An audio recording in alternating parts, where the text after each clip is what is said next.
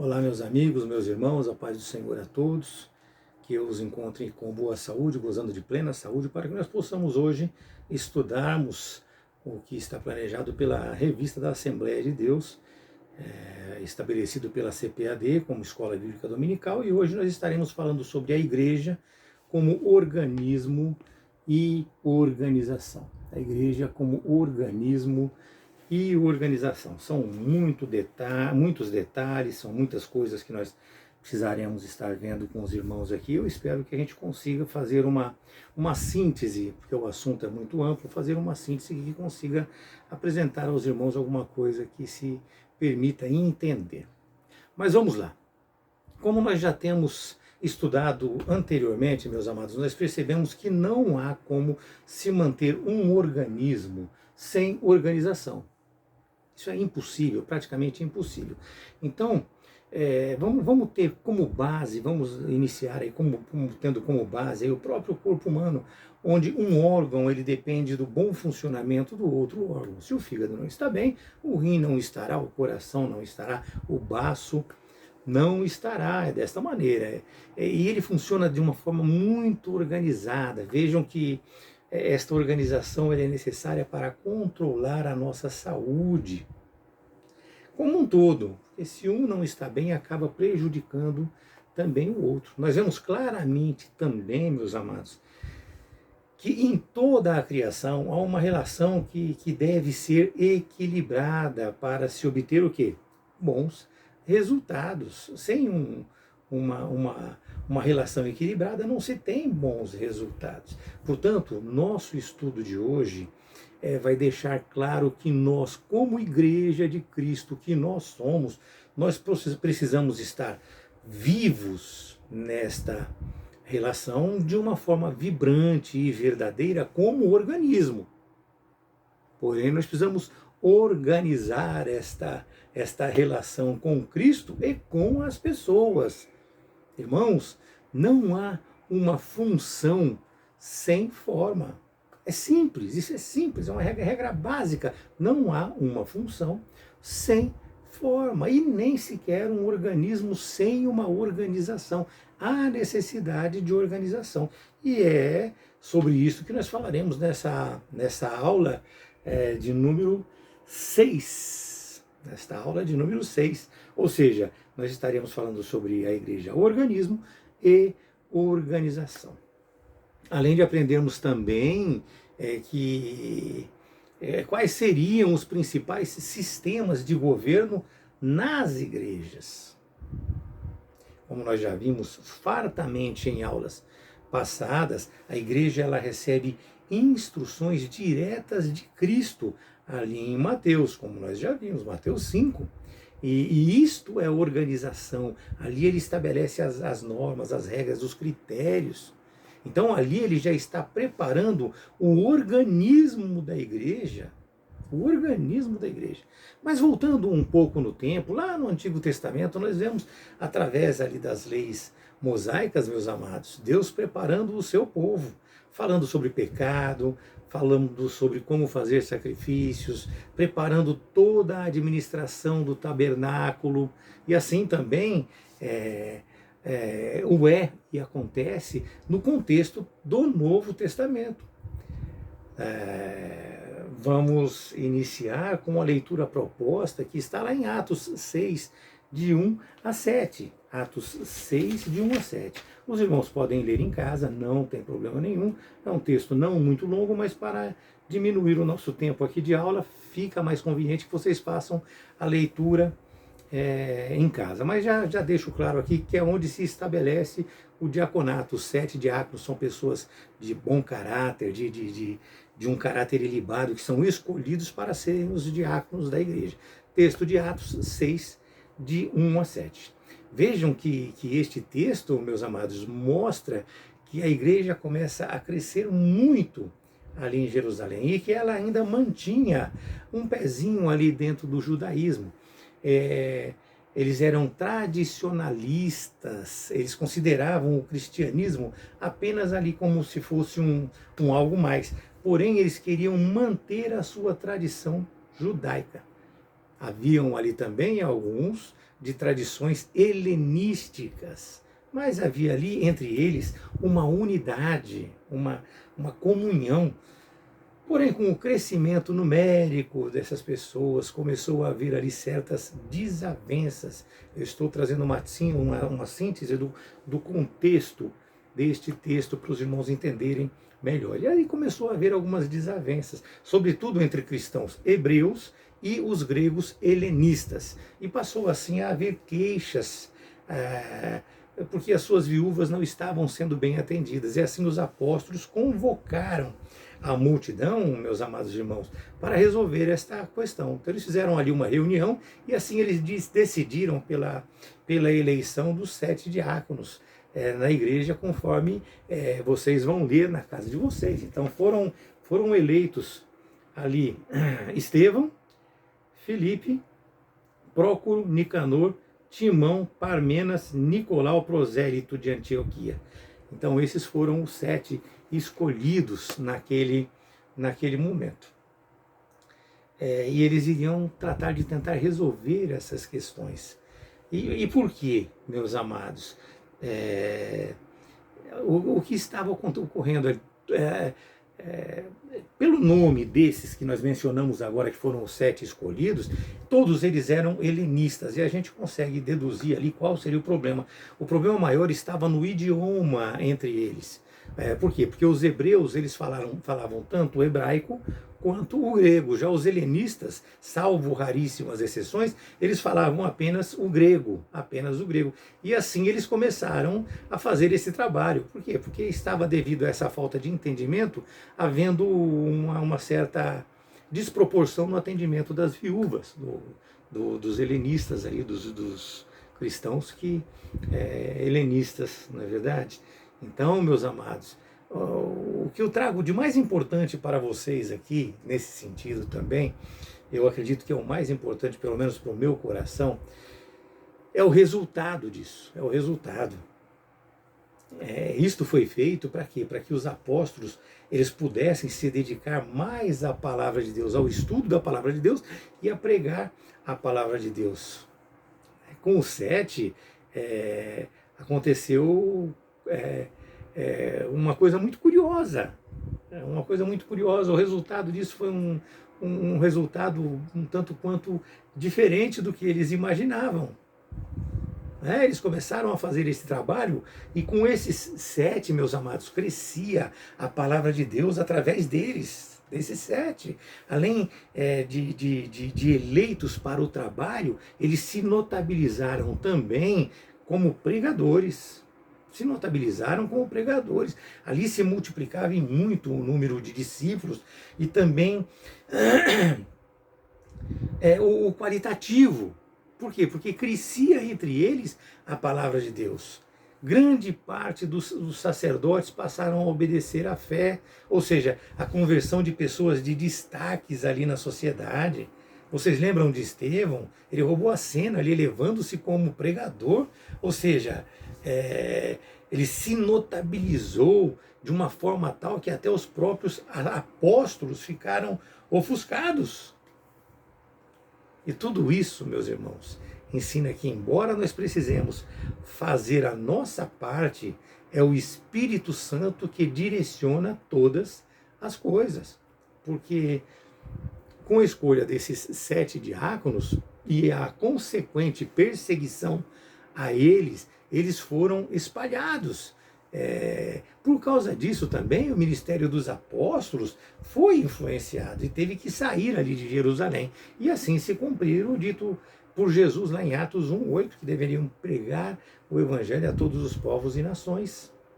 A todos os povos e nações. É desta maneira. Nós vemos assim a igreja organizada, com os apóstolos tomando uma decisão, mas também vemos como organismo sendo orientado pela cabeça, que é Cristo. Mas vamos seguir. Isso foi apenas uma exposição para vocês entenderem o contexto daquele momento. Neste primeiro assunto, meus irmãos, que nós temos que falar sobre aqui, nós vamos falar sobre a estrutura da igreja cristã. E nesse primeiro assunto, nós vamos falar da igreja como organismo. E assim nós já percebemos que organismo é alguma coisa que está vivo. Na verdade, o organismo é algo que está vivo e que a igreja ela começa como um organismo vivo, lá em Atos capítulo 2, mas que há necessidade de que ela se organize. E é nesse sentido que eu fiz aquela exposição inicial, a necessidade da organização. Aquela exposição que eu falei para os irmãos, que não há função sem forma ou organismo sem organização. E assim a nossa comunhão e relacionamento nos permite sermos reconhecidos como organismos vivos, onde todos somos importantes, desde o líder até o cooperador. Não existe um mais importante do que o outro, como organismos, como igreja de Cristo. Como disse Paulo, né? Eu plantei, Apolo regou, mas quem deu o crescimento foi Deus. Isto é exercitar os nossos carismas, que é o dom extraordinário e divino concedido a um crente ou grupo de crentes para o bem da comunidade. Esta é a nossa necessidade. Assim nós somos uma igreja viva em Cristo, trazendo aquilo que Cristo nos apresenta e entregando à comunidade, às pessoas, cumprindo esse ide do Senhor de uma maneira amorosa, calorosa, em comunhão com todos. Esta é a estrutura mística do corpo de Cristo, chamada de corpo até metaforicamente por Paulo, porque tem membros, né?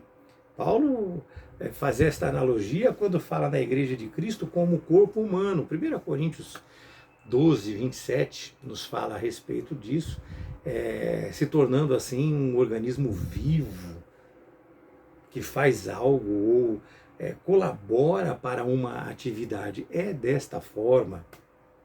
Por outro lado, a organização é um processo natural em tudo que é humano, natural, ela vem naturalmente. A organização é extremamente necessária.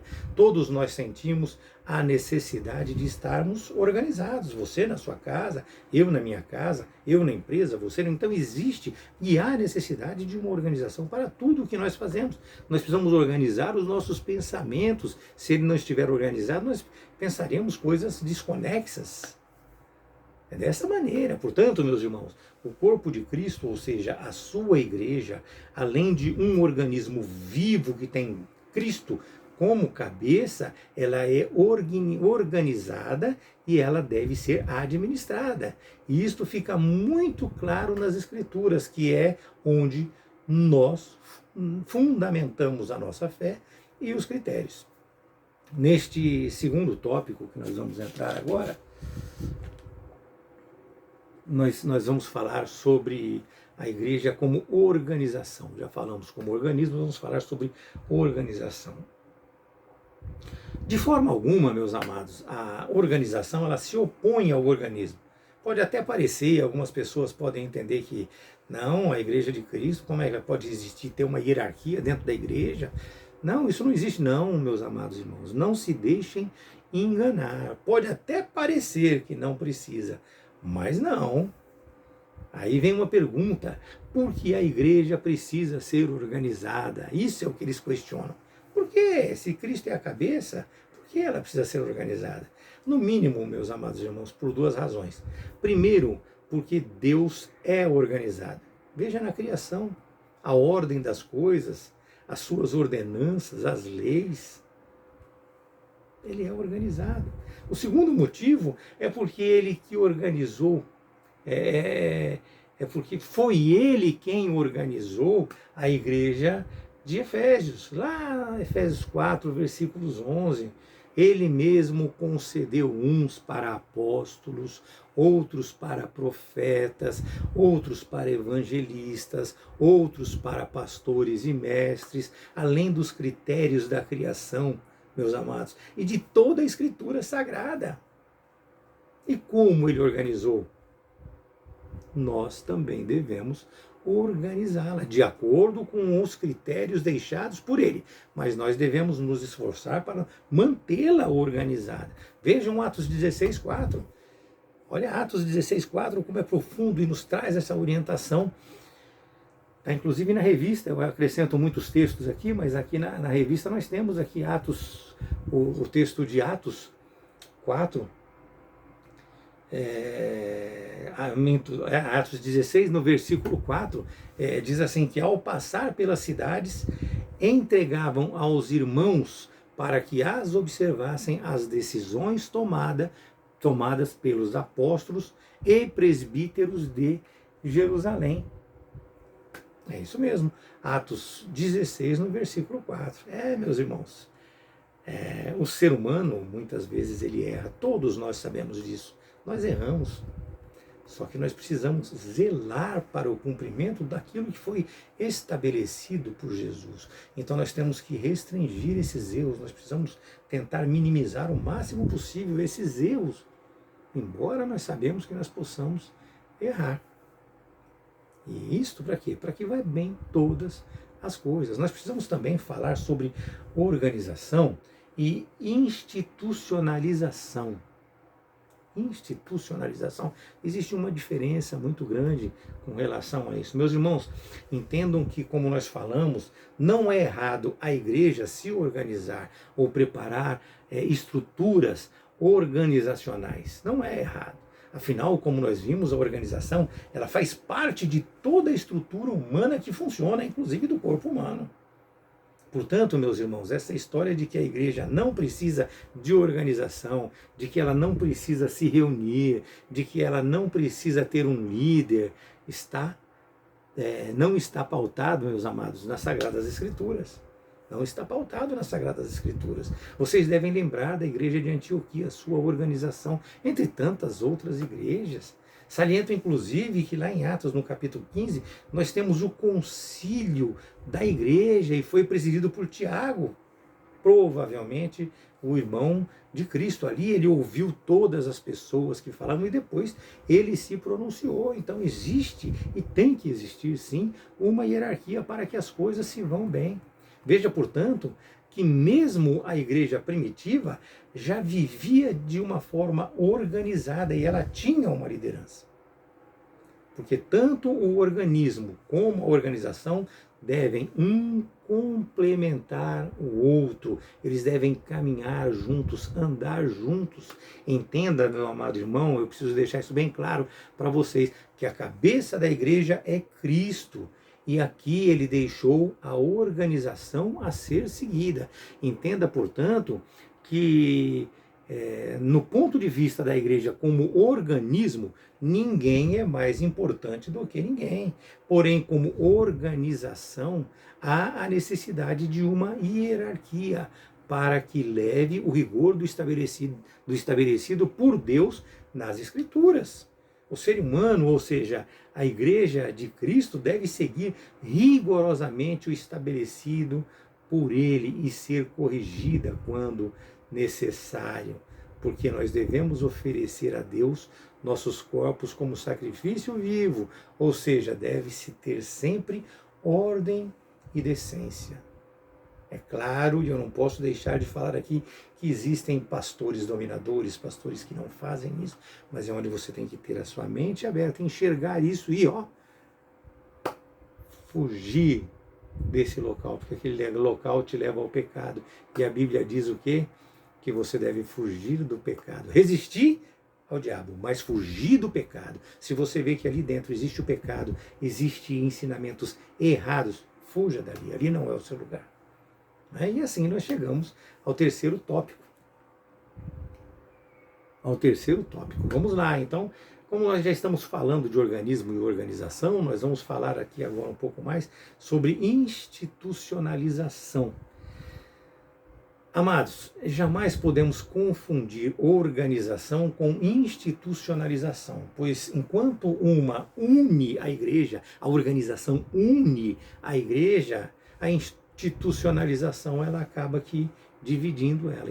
Institucionalizar ele engessa, enrijece a organização ao ponto de neutralizar a sua ação como organismo, tornando esse organismo morto. Essa institucionalização acaba te destruindo como organismo. Você não tem opinião, você não pode agir, você não pode se movimentar lá dentro. É o que está normatizado e pronto. Então vai tornar a igreja morta. Então, meus amados, institucionalizar é difícil, não podemos. O trabalho deixa de ser feito com alegria, com boa vontade, passa a ser feito, por quê? Por medo do líder, ou passa a ser feito até, não por medo do líder, mas de uma maneira muito mecânica. Perde-se aquele valor de organismo, ou seja, você perde o amor naquela relação, você perde a boa vontade, você perde a voluntariedade, você perde e tira de dentro de você Cristo. Precisamos estar muito atentos a isso. Mas vamos lá, vamos à palavra institucionalização, que eu sempre pesquiso, né? Institucionalização, ela se refere ao processo pelo qual organizações, vejam bem, organizações, condutas e ou processos se tornam estáveis no tempo e adquirem um valor por si próprias. Então, essa institucionalização, ela já coloca os valores que são imutáveis. Não se pode, não se permite mudanças. Estas, naturalmente, elas vão perder a função como organismo vivo, porque se cria regras invariáveis, independente das questões. E o nosso Deus, ele, meus amados, é um Deus vivo. Ele cuida individualmente de mim, ele cuida individualmente de você, ele cuida individualmente de cada ser humano, de acordo com a sua individualidade, de acordo com a sua necessidade. Nós precisamos enxergar o ser humano como prioridade e não regras. Então a organização existe, mas nós temos dentro de nós o Espírito Santo que vai direcionar as nossas direções, ele vai direcionar as nossas relações com essas pessoas. Cada pessoa é um ser humano diferente.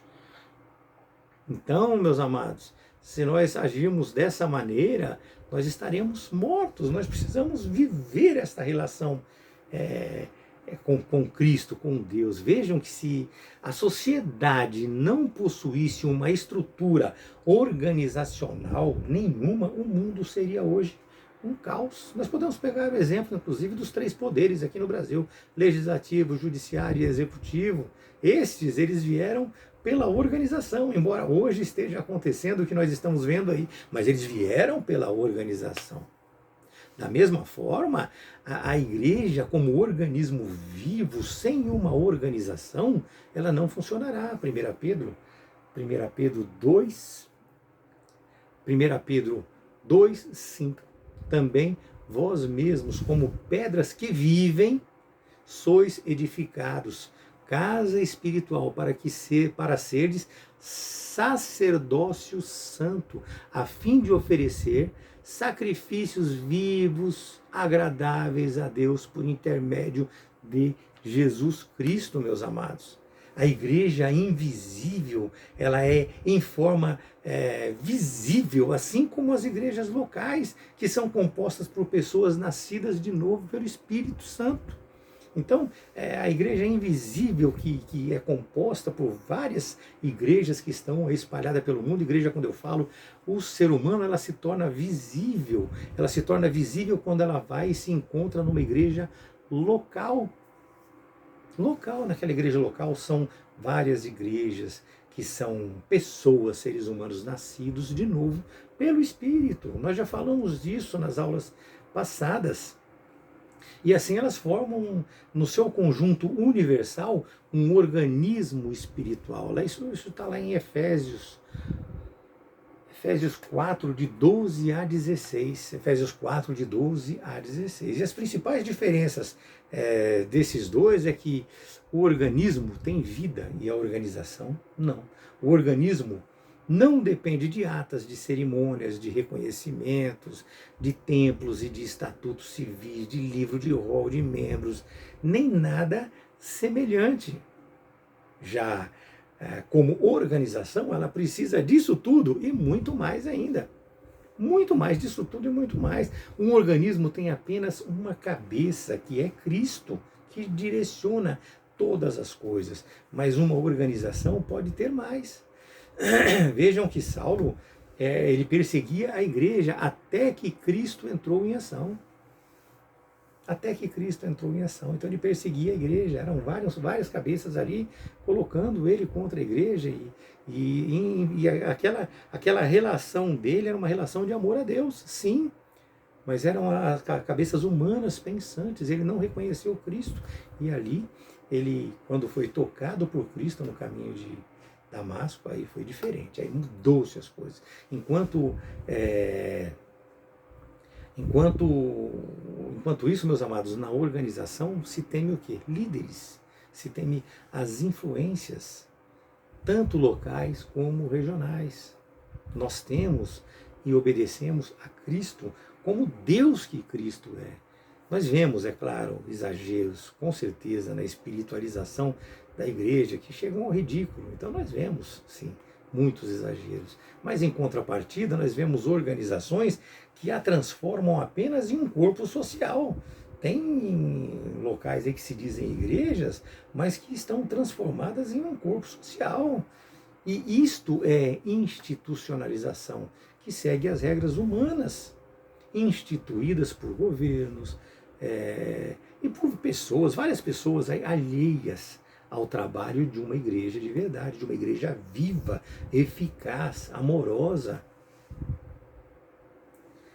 Vamos dizer assim que essa institucionalização, ela vai tornar a igreja, se isso ocorrer, como uma associação qualquer, e não como uma igreja de fato. Meus amados, quando nós obedecemos a Deus de coração, nós oferecemos um culto racional a Ele. Não devemos obedecer só porque sim.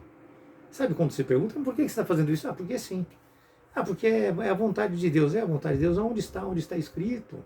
Nós precisamos entender que nós precisamos buscar o entendimento disso. Não há como você fazer as coisas sem entendimento e nem vontade.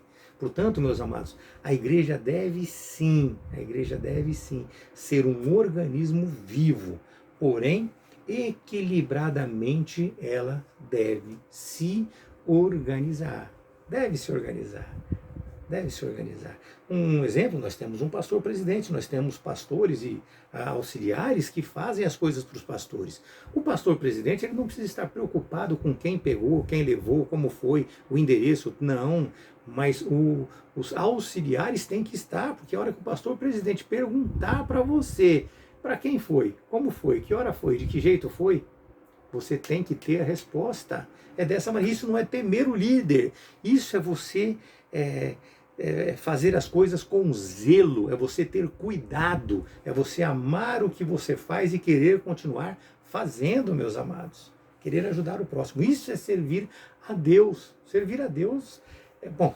Vamos deixar esse servir a Deus para uma próxima aula. Eu acredito que nas próximas aulas nós vamos esclarecer um pouco a respeito disso. Mas nós vamos entrar agora no segundo assunto, que fala sobre a igreja, um organismo vivo e organizado.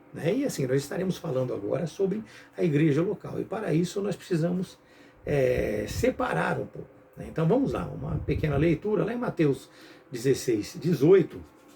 Lá em Mateus 16, 18 diz assim: também eu te digo que tu és Pedro, e sobre esta pedra edificarei a minha igreja, e as portas do inferno não prevalecerão contra ela.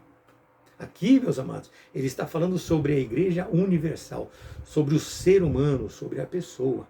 Lá em Mateus 18, nós falamos agora de Mateus 16, 18, agora nós vamos falar de Mateus 18, 17.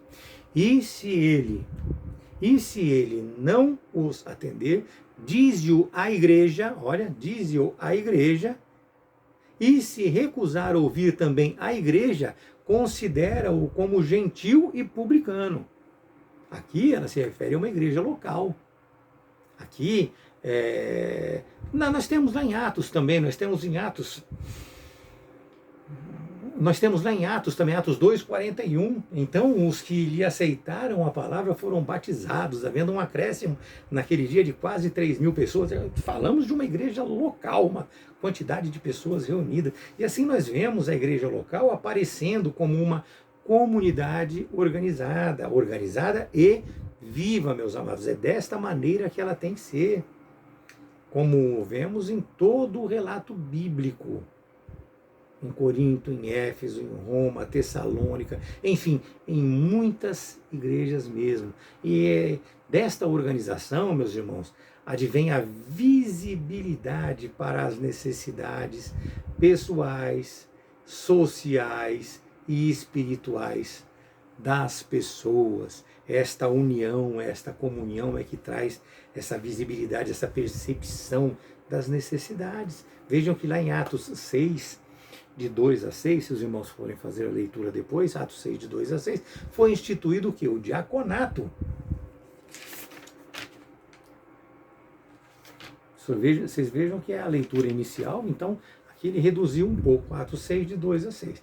Então o diaconato foi instituído lá em Atos 14, 23, eles enviaram missionários. Então isso prova, meus amados, que a igreja local é um organismo, que havia ali a preocupação com o cuidado e o despertar para o próximo. E a organização no enviar pregadores para o povo. A diaconia, como também o socorro missionário. Então, a organização para o povo, a diaconia veio para auxiliar nisso tudo e auxiliar na administração disso tudo e também no levar socorro missionário para as pessoas. Portanto, entenda que o organismo precisa estar organizado em um local. Simples, simples assim. E para quê? Para poder ter nesse local uma reunião periódica, para que eles possam se interligar, para que possa ali se viver e partilhar o Evangelho de Cristo, para haver compartilhamento, conexão em amor, em fraternidade, para que assim cresçam e amadureçam no poder do Evangelho de Cristo. É desta forma. E assim, reunidos, nós teremos uma liturgia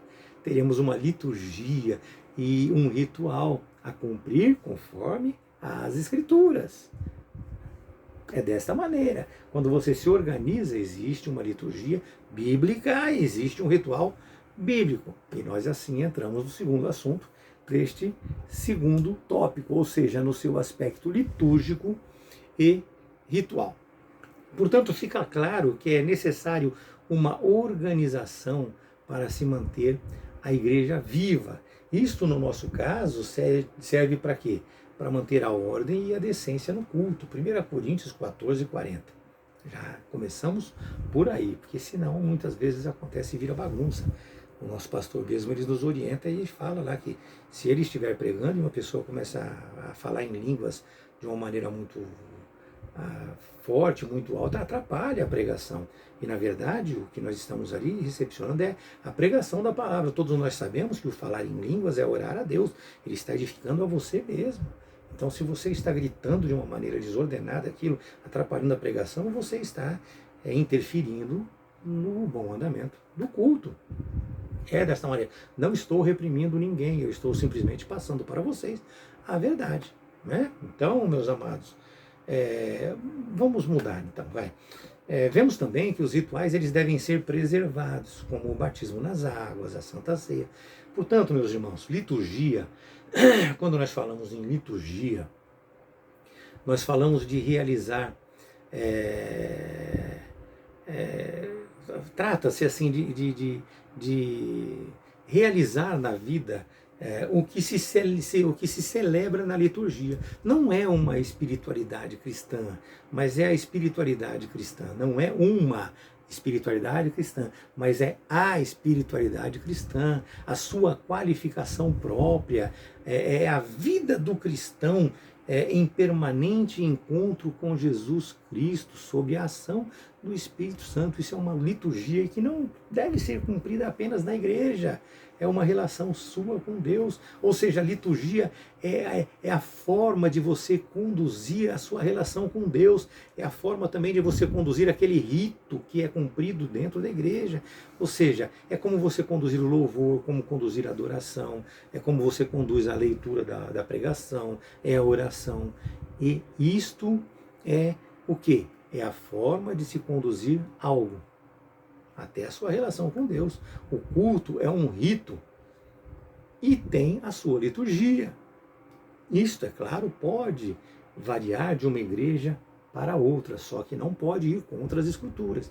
Pode haver uma variação, mas tem que estar de acordo com as Escrituras. Já esse rito, o ritual, normalmente tem a função de quê? De conectar ou de marcar um momento da vida do membro.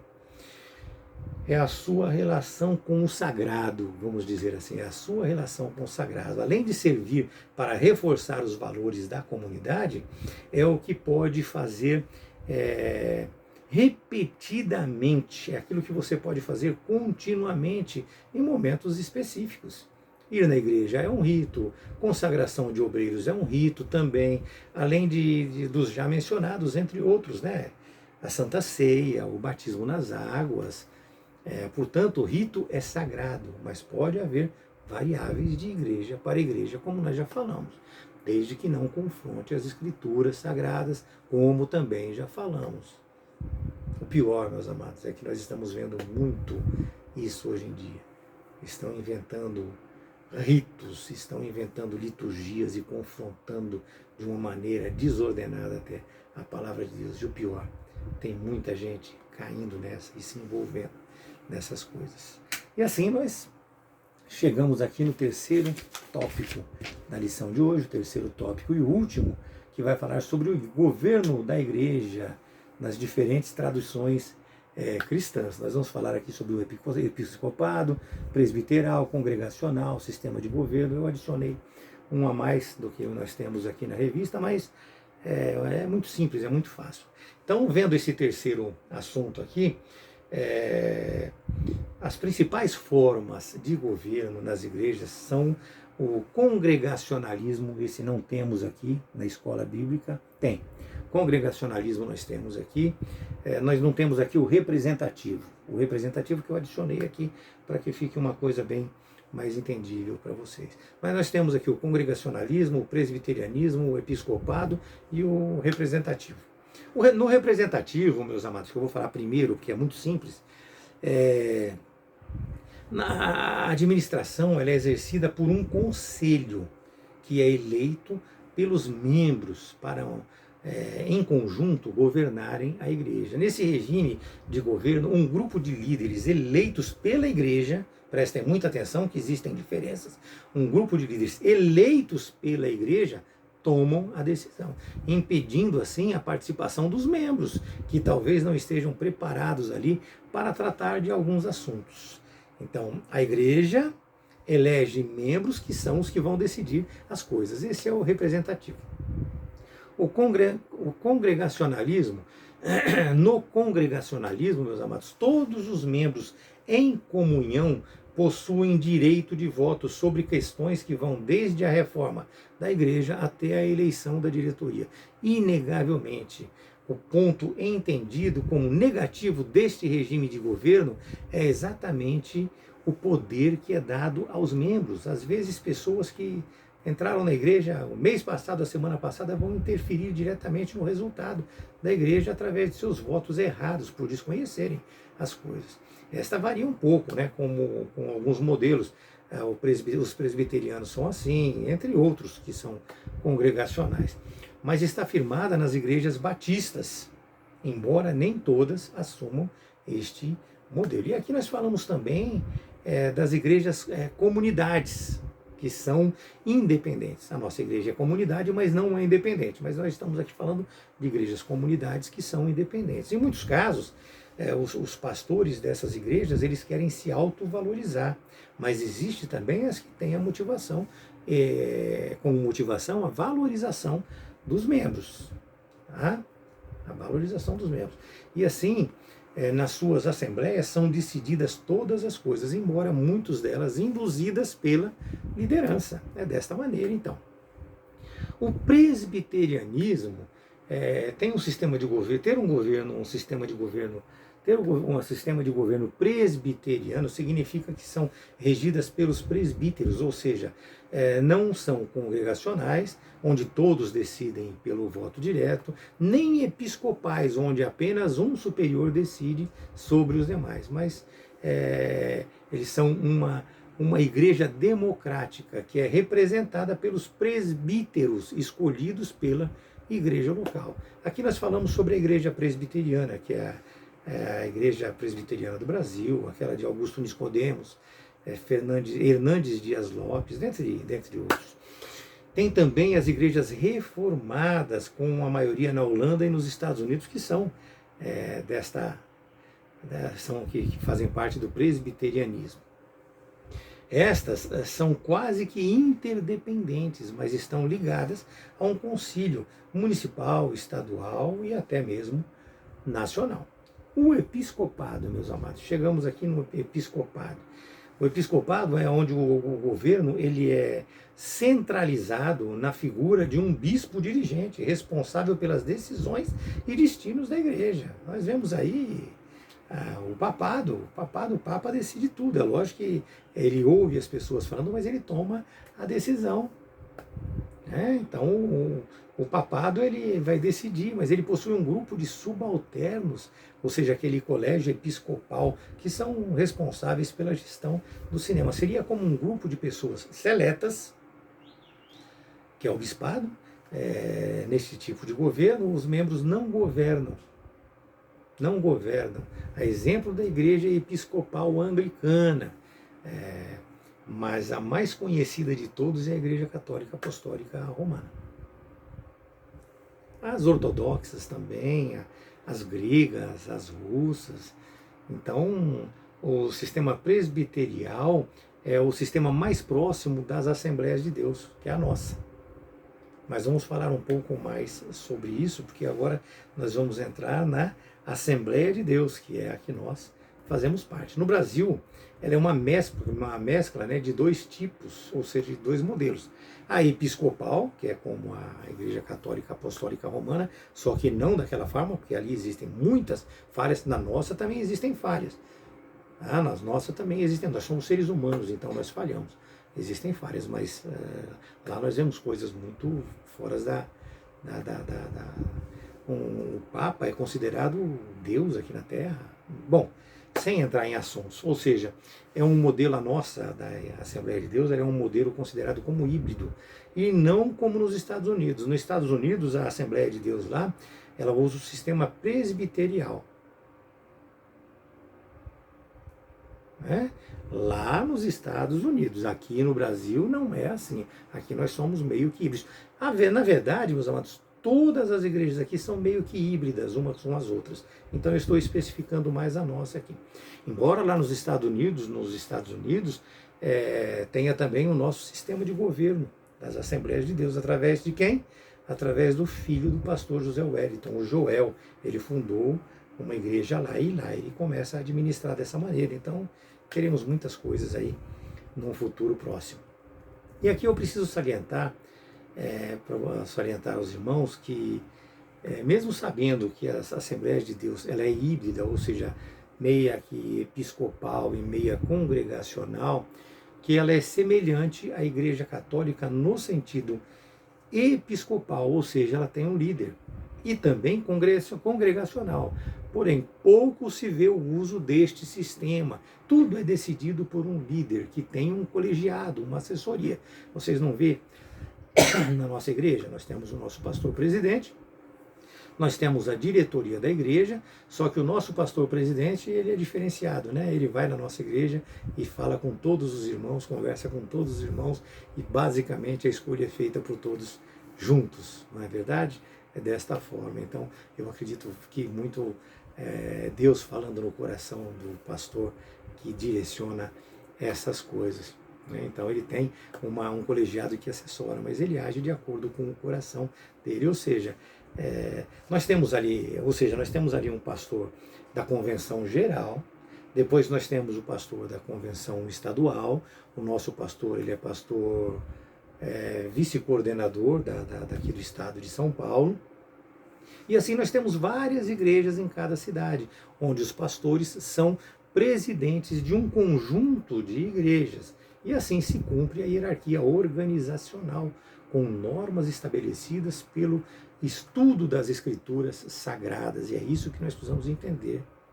Estudo das Escrituras Sagradas e a profissão de fé de cada igreja, além de normas gerais para o convívio social adequado da igreja.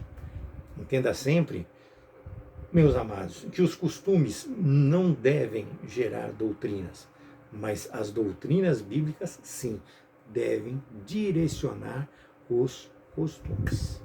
Amém? Que tenha ficado claro para os irmãos, bem explicado para os irmãos. Foi uma aula um pouquinho longa, mas eu acredito que deu para entenderem bastante. E eu gostaria que os irmãos, se tiverem dúvidas, me perguntem, tanto aqui nos comentários, como também no WhatsApp. Eu estou à disposição de todos. Que Deus abençoe e que vocês tenham uma ótima semana, em nome de Jesus.